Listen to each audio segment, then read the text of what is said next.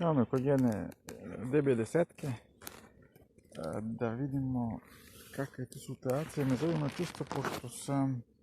Ona mi je uvek tavala. Prošle godine sam zamenio maticu od uzgajivača, matica iz Đurđeva, dečko koji radi. Teo sam malo da promenim krv. Ovo je sad do matice. A izgleda da jeste. Jer se ono lepo razvijalo. To od kako sam dodao maticu, tu njegovu. Evo vidimo. Pogača nije nešto mnogo potrošeno, 1. marta dodata. Sad će to biti malo teži pregled. Se izborimo nekako.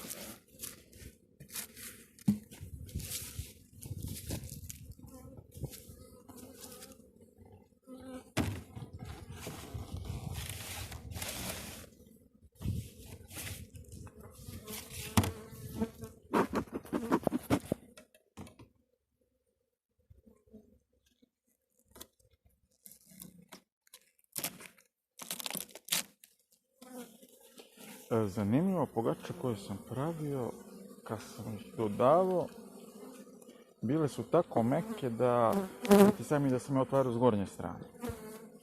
A sad, evo u košnici, gdje sam mislio još mekše da će da postanu, one su tvrde. Tu nešto nije ispalo kako treba. Ali dobro. Šta da radim? Vidimo ovdje ima baš poprilično pčela, što i treba.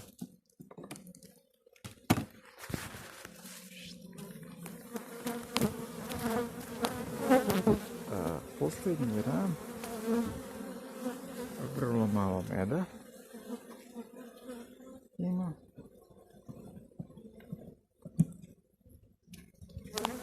Sljedeći do njega malo teži. Evo ovdje vidimo lagerovi polen.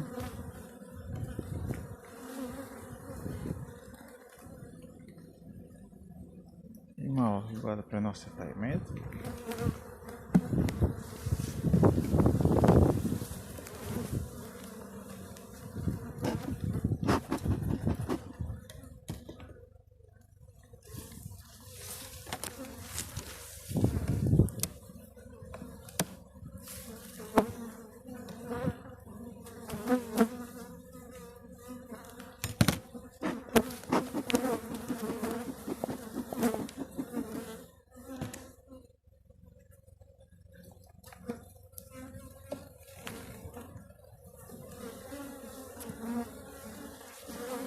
Evo ga ovdje legutek, neka manja površina, ima med solidna kapica, ali tu je zato pogača.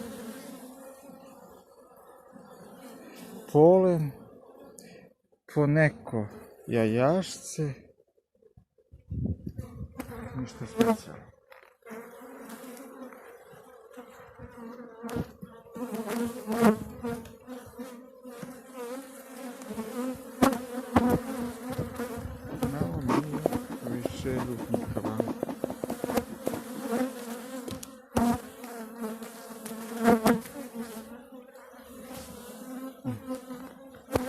Evo ga i ovdje sve polen, leglo, mlado, zatvoreno, sve, drugi ran.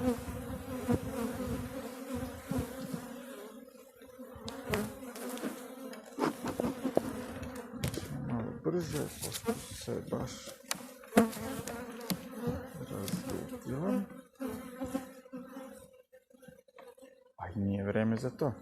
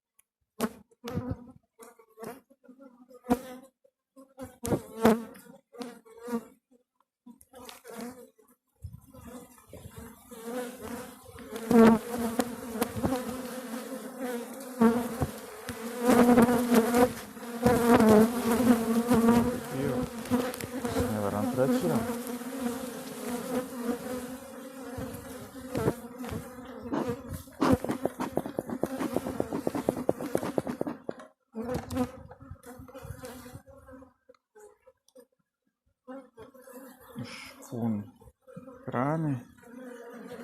Ovo je vjerojatno unos od pogača. Jezda je dženerika kod mene procvjeta, evo to vidite, polen svež, sve polen. Znači, snevram legao na 3,5 rana. Sasvim solidno za ovo doba godine. Godine su pčele veoma dobra, hrana odlična, bude kažemo odlična. Odlično je to, jer uskoro će krenuti i unos prvih medonoša. Dženerika je tu u raznim fazama.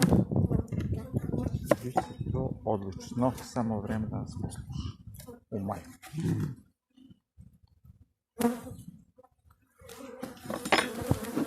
Ajde pogledamo čisto razredili ova 2 grama, kad smo i tumbali ovoliko.